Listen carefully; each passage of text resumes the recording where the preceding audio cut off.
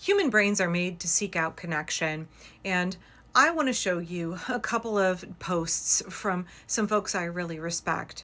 I saw them over a string of a couple of days, and I thought, there is a connection between all of these, and I really want to draw them all together and talk about it. Here's the first one. Murdoch's concocted something last night. Did you see the language of this bogus supposed communication or card or something I supposedly sent to Epstein? He said, I don't talk like that. I don't think like that. They're literally making... I'm going to say two things that should be obvious to everyone. One, Mike Johnson, Steve Bannon know for a certainty that this birthday card that Donald Trump lewd sent to his best buddy, Jeffrey Epstein, is real. Two, everyone who's circling the wagons around Trump right now, including Steve Bannon, Mike Johnson, knows for a certainty that Donald Trump either knowingly looked the other way as Jeffrey Epstein did the evil, illegal stuff he did, or participated. They're wholly immoral, but they see it to their personal advantage to protect Trump. Yeah, I know Mike Johnson says he's a devout Christian. I'm Jewish, but I know the New Testament pretty well. I know what Jesus says in Matthew about people like that. And yeah, I know people say Donald Trump is Teflon coated. Donald Trump is a 79-year-old Teflon coated pan. Have you ever seen old Teflon coated pans? The Teflon wears off. This is something that I've been thinking about. The folks who are enabling and supporting Trump, regurgitating his bullshit lines and defending him now when they know. It's abundantly clear to all of us that they know. And yet they're saying it anyway because it is advantageous to them. They think they will gain some financial, political, personal advantage. And as I'm watching all of these folks defending him, including Pam Bondi, actually, yeah, like women who are defending Trump right now. Yeah. So it reminds me very much of when you see women who defend and enable their spouse who they know is an abuser, who they know is abusing children, and they continue to allow that person to have access to kids. They know what's going on. They defend them anyway. It reminds me of like when the grandma is upset that her husband is a child predator. She knows it, and she gets mad at her daughter because her daughter won't bring the grandkids around. It's that same kind of anger that I feel right now.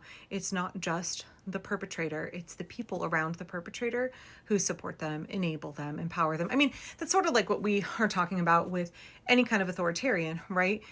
They don't have a lot of power on their own. They are a weak ruler. They do not command the support of the people. They are only able to rule through bullying and intimidation and groups of people and organizations and institutions that are willing to do the craven, terrible work for them, that are willing to sell their souls, that are willing to betray their fellow citizens, that are willing to betray their values and democracy in order to support the agenda of the authoritarian. Without those people like Donald Trump can never ascend to power. Without those people who are willing to get their hands dirty to support a fascist because they think that it will secure them power and comfort and wealth and influence, or just like protection from the anger and the bullying and the intimidation of the autocrat. So they're like, sure, I'll sell out everybody. I will do horrible, horrible things for this leader when he asks me. I will obey. Those people are equally responsible. They enable, they embolden, they empower what the autocrat is doing. Without them, he would not be in power. Without them, he would not carry out his agenda. He would have no mechanism through which to enact his terrible plans. It is not Donald Trump who's actively killing people. It's not Donald Trump who is actively out in the streets abducting immigrants. It's not Donald Trump. It's all of the people behind and around and underneath him as pillars of support. So then I saw this video. I want you to think about this, not only when it comes to the Epstein files and trying to protect the Epstein list and the powerful people who have been trafficking and sexually assaulting girls and women for years, but also think of this when you look at an autocratic regime, when you look at an authoritarian like Trump and who is supporting him, who's protecting him, who is doing his bidding, who is making all of his horrible, terrible, cruel, inhumane plans come to fruition because he cannot do it by himself. Think about that when you watch this. This woman is referencing the lawsuit that was filed against Trump and then dropped after he became president, where someone accused him of tying her to a bed and raping her in Jeffrey Epstein's apartment when she was 13. When you read the transcripts of what that baby said that man made her do, and you walk away from it, lifting that man up, calling him God, praising him, I hate you more than I hate him. He's a very sick man. He's sick. He's just a sick fuck. But you lift him up. I didn't think I could hate you fuckers any more than I do, but I woke up this morning hating MAGA a little bit more. I mean, I've felt about MAGA this way for a long time. This is why friends who at the time it was QAnon, it wasn't MAGA, friends I lost to that cult who, no matter how many rational conversations I tried to have with them about Trump's track record, not only about what he said about his daughter, things he said about women. This was after the grab him by the kitty cat stuff came out. And they were still saying he was ordained by God. He is God's instrument. They support him. They think he's a wonderful, moral, godly man. They think he's a Christian. They think his wife, Melania, is so beautiful and wonderful. They're just the most moral, upstanding, wholesome family. They're so presidential. Yeah, don't forget that Donald Trump met Melania at a Jeffrey Epstein event. She was introduced by one of Epstein's friends to Trump. I know there's been a lot of speculation about whether she was basically trafficked, because a lot of the women and girls that Epstein trafficked were from Eastern Europe and through modeling agencies, and Melania was a model. Paolo Zampoli, I had to go look up his name. By the way, he now works for the Trump administration. He is the United States Special Representative for Global Partnerships. He sponsored Melania to come to the United States and then introduced her to Trump, supposedly at an Epstein party. But I just think, like, how many people all along the way have known what Trump is? He's not hidden it, y'all. He's not made it secret, right? Like, MAGA has chosen to turn a blind eye. Trump being found liable for sexual assault didn't matter to them. Trump being convicted of 34 felonies didn't matter to them.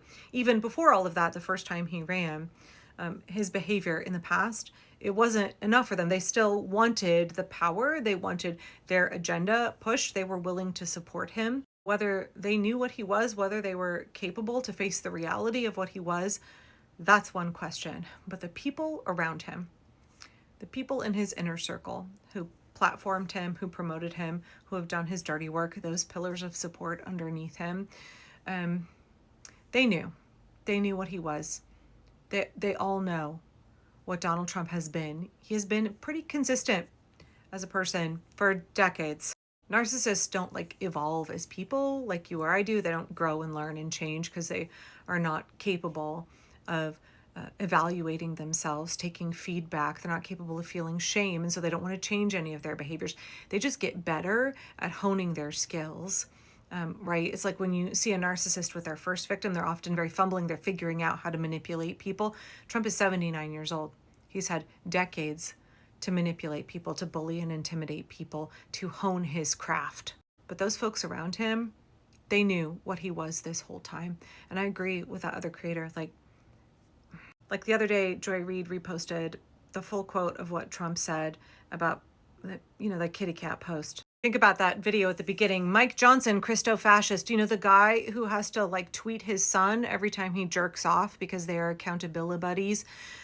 He's the one saying Donald Trump would never send a naughty birthday card. He wouldn't do something like that. Pause to read.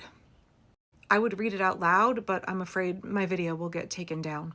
You don't think that man can write a naughty birthday card? His inner circle has known what he is for a long time. Folks who have left his inner circle, they have tried to tell us. How much have they covered up for him? How much have they sold their souls to gain some power and money and comfort for themselves? It's the enablers. It's the folks who are willing to do his dirty work. It's the folks who know and they don't care. I can believe that some MAGA are deluded. I can believe a lot of MAGA are deluded and are not able to face the reality of what Trump is. Steve Bannon knows. Mike Johnson knows. J.D. Vance knows. And yet they'll lie for him. They'll support him. They'll empower him. It's those people, y'all. Trump could not be where he is today doing the horrible things that he's doing now without those folks.